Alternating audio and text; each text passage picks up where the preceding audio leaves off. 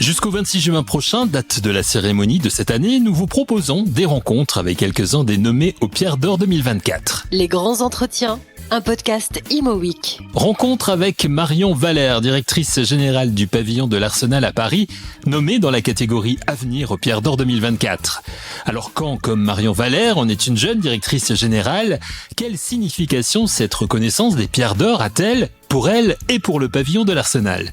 Je suis très honorée de cette nomination, d'autant plus que la plupart des nominés aux Pierres d'Or sont en général plutôt des promoteurs ou des personnes qui travaillent dans des entreprises. Et donc pour nous, le pavillon de l'Arsenal association, on est ravis aussi que cela montre le rôle finalement qu'on joue auprès de tout cet écosystème, qui est le rôle d'un lieu ressource, d'un lieu où tout le monde peut venir s'informer des actualités, des meilleures pratiques de l'architecture et de l'urbanisme. Donc à ce titre-là, on est ravis. Le pavillon de l'Arsenal, donc, qui a 35 ans, je crois, cette année, 35 ans d'existence, qui existe dans un lieu parisien emblématique, qui date du 19e siècle. Vous nous le présentez en quelques mots, ce pavillon de l'Arsenal ? Alors, le pavillon de l'Arsenal, c'est le centre d'architecture et d'urbanisme de Paris. Et donc, on est là pour d'abord partager avec le grand public les enjeux de la ville, de l'architecture de Paris, mais aussi pour vraiment partager auprès des professionnels tout ce qui se fait de mieux en matière d'architecture et d'urbanisme, mettre en avant les jeunes architectes, parler des manières écologiques de construire la ville aujourd'hui. Et donc, on le fait à travers des expositions, à travers des ouvrages, des événements et des projets qu'on soutient. Quelques mots justement sur les expositions, ce qui se passe actuellement au pavillon de l'Arsenal et qui illustre bien sûr votre vision pour ce qu'est l'architecture et l'urbanisme aujourd'hui et demain d'ailleurs. Alors actuellement, on a une exposition qui s'appelle Natures urbaines, dont le commissaire est Antoine Picon, qui est professeur à Harvard. Et en fait, c'est une exposition qui retrace l'histoire de la nature en ville, surtout à Paris, mais aussi ailleurs, à New York et à Londres notamment. Et en fait, on montre que la nature en ville, qu'on présente parfois comme une innovation ou quelque chose de nouveau, en fait, ça a évidemment une très longue histoire et qu'il faut connaître cette histoire pour bien faire de la nature en ville aujourd'hui. Donc, c'est ce qu'on aime faire au pavillon, c'est beaucoup parler d'histoire pour bien parler de l'avenir. C'est vulgariser un petit peu les choses, justement, en s'adressant comme ça au grand public, c'est ça, surtout ? Absolument, on est là pour rendre compréhensibles tous ces sujets, tout en ayant une exigence scientifique très forte. On est en milieu d'année, on va dire, ou pratiquement en milieu d'année. Comment ça se passe depuis le début de cette année ? On sait que aujourd'hui, alors même si vous n'êtes pas concerné directement, comme le sont les promoteurs ou les architectes ou les urbanistes aujourd'hui, le marché est un petit peu compliqué. Est-ce que vous le ressentez, vous, au sein même du pavillon de l'Arsenal ? Alors, nous sommes concernés parce que nous avons besoin, nous, du soutien d'acteurs privés aussi, qui sont nos mécènes. Donc, je le dis au passage, on a besoin de leur soutien. Et donc, la crise immobilière a aussi un impact, en fait, sur nous, puisque nous sommes liés à cet écosystème historiquement. On a toujours été en lien, avec tous les acteurs économiques. C'est ce qui fait notre force aussi. Et donc, on a besoin d'eux plus que jamais pour continuer à soutenir aussi toute cette matière qu'on produit. Importance donc du mécénat au sein du pavillon de l'Arsenal de Paris. Marion Valère nous le disait, le principe des travaux du pavillon de l'Arsenal, c'est de se pencher à la fois sur l'histoire de l'architecture et de l'urbanisme pour mieux se projeter sur le futur des bâtiments. Mais comment analyse-t-on au pavillon de l'Arsenal le marché de l'architecture et de l'urbanisme dans un contexte sociétal et environnemental très important aujourd'hui ? Réponse de Marion Valère. Je crois qu'on est dans un moment de transition qui est nécessaire d'un point de vue écologique, mais qui est difficile d'un point de vue économique. Et donc, tout le monde est confronté à ça, avant tout parce que le modèle précédent était vraiment fondé sur la création de mètres carrés supplémentaires, un peu sans limite parfois. Et aujourd'hui, on voit bien qu'avec le sujet des sols, mais aussi de l'économie en matière qu'il faut faire, eh bien, ce modèle de construction sans limite, il ne peut plus fonctionner et que notre modèle doit être avant tout fondé sur la rénovation. Et donc, tout ça a un impact énorme à la fois sur les acteurs publics, sur les promoteurs et sur les architectes. Et donc, c'est un peu ce nouveau modèle écologique qu'on doit inventer tous ensemble. Vous le ressentez justement avec, vous parliez de ceux qui vous soutiennent au pavillon de l'Arsenal. Dans leur façon de travailler aujourd'hui, il y a une évolution, vous le ressentez ça ?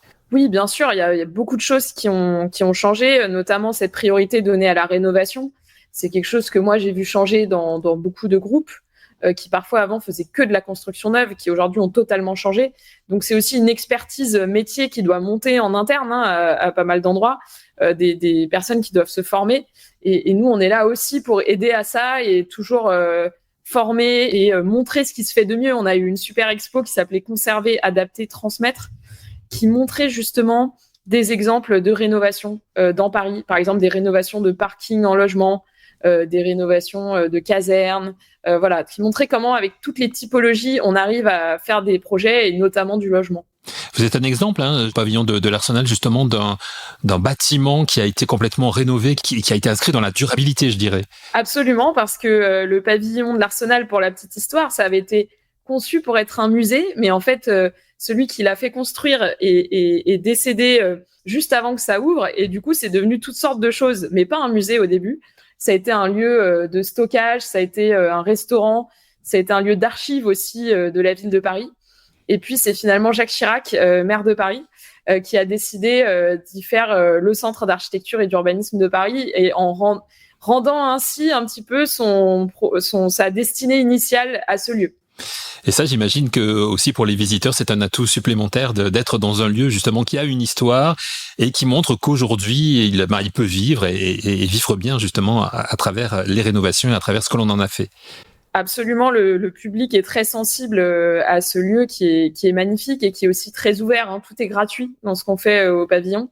Et je crois que on voit bien effectivement comment on peut transformer tout type de lieu et comment on peut bien accueillir le public dans un lieu comme le pavillon. En quoi justement ce que vous proposez au pavillon de l'Arsenal, les expositions, les événements que vous organisez, en quoi tout cela contribue-t-il à promouvoir l'innovation et même l'excellence dans le domaine de l'architecture et de l'urbanisme ? Mais nous, on est là vraiment pour documenter les changements. Il y a eu des expositions au pavillon. Moi, j'y étais pas encore, mais j'étais à l'hôtel de ville et de l'autre côté, j'ai vu à quel point ça nous servait. Par exemple, une exposition sur le réemploi qui s'appelait Matière grise, qui avait été vraiment très importante en 2014, je crois, pour montrer à tout le secteur que ce sujet du réemploi, il était majeur et qu'il y avait des solutions. Il y a eu aussi des expositions sur la pierre, sur le bois, qui ont montré qu'il était possible de construire avec ces matériaux, chose qu'on avait un peu oubliée. Et donc nous, au pavillon, on est là aussi toujours pour dire « c'est possible, regardez comme on fait, il suffit de s'en emparer ». Et c'est ce que font aujourd'hui ceux qui construisent et rénovent les bâtiments, les promoteurs, les aménageurs. La pierre, le bois ont retrouvé une forte valeur dans l'art de bâtir. D'ailleurs, le pavillon de l'Arsenal consacre une journée de colloque à la pierre, un choix sociétal, le 10 juin prochain, comme nous l'explique Marion Valère. Oui, tout à fait. On va avoir un colloque sur la pierre et on a un projet qui revient tous les 2 ans, qui s'appelle Terra Fibra, et donc qui va s'appeler Terra Fibra Pierra, où on montre justement comment on construit avec tous ces matériaux plus naturels. La pierre, le bois, ce sont vraiment des matériaux que l'on utilise beaucoup aujourd'hui. Ils ont besoin d'être réhabilités quand même. Bien sûr, c'est des matériaux qui ont été oubliés pendant une courte période finalement de l'histoire de l'architecture, alors qu'on peut les trouver à proximité. Et que donc on peut recréer des filières locales en France et construire en ayant moins d'impact carbone. Donc c'est absolument essentiel. Un mot peut-être sur la suite de l'année 2024 et les projets que vous avez au pavillon de l'Arsenal pour mettre en avant bien sûr l'architecture et l'urbanisme. Alors on va avoir une exposition sur le vélo parce que c'est important aussi de parler d'espace public. Donc c'est une exposition qui ouvre le 1er juin sur l'histoire du vélo dans le Grand Paris. Et puis, on va aussi lancer un gros projet qui s'appelle House Europe, qui est une alliance de tous les centres d'architecture en Europe pour porter justement une proposition de loi à l'échelle européenne pour favoriser la rénovation des bâtiments plutôt que leur démolition. Donc ça, c'est vraiment ce qui vous tient à cœur aujourd'hui, j'ai l'impression, cette idée de rénovation et de réhabilitation des bâtiments. Oui, on pense que c'est vraiment le premier acte écologique en matière d'architecture et que donc tous, à notre place, nous devons nous engager pour cela. On aime bien terminer les interviews chez Imo Week par cette question concernant l'espoir, parce qu'on regarde toujours devant, bien évidemment. Malgré la difficulté du marché aujourd'hui, le contexte un petit peu compliqué que l'on connaît, est-ce que selon vous, il y a quand même des raisons d'espérer ? Et si oui, ce seraient lesquelles ? Ce qui déjà est une source d'espoir, c'est que, comme je le disais, ce changement de modèle, il est nécessaire d'un point de vue écologique. Donc, je pense que ça, on peut se réjouir qu'il y ait une prise de conscience globale qui nous permet peut-être d'émettre moins de carbone et de mieux protéger les sols. Et moi, ce qui me donne de l'espoir, c'est que je vois qu'il y a toute une jeune génération d'architectes, de paysagistes, d'urbanistes qui sont vraiment prêts à travailler différemment, qui sont prêts à porter cette nouvelle architecture. Ils sont vraiment nombreux, ils montent leurs agences ou ils sont encore en école et nous, on les voit passer beaucoup au pavillon et vraiment, je vous assure que tous ces jeunes-là sont prêts, ils ont envie de construire autrement et donc moi, tout ça me donne beaucoup d'espoir.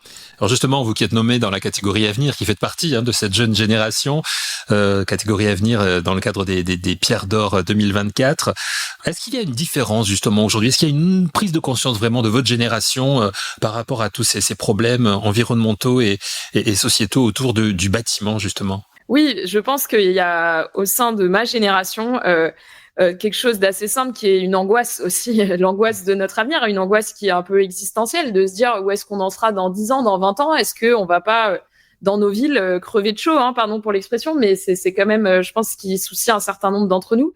Et donc, il y a un enjeu tout simplement assez basique et presque de survie, en fait, de se dire, si on n'agit pas vite, on ne pourra plus vivre dans les espaces qu'on connaît déjà. Et donc, c'est ça qui guide mon action et qui, je crois, guide l'action de beaucoup de personnes de ma génération aujourd'hui. Cette génération qui, au travers de Marion Valère, directrice générale du pavillon de l'Arsenal, est nommée dans la catégorie Avenir aux Pierres d'Or 2024, dont la cérémonie de remise aura lieu le 26 juin prochain.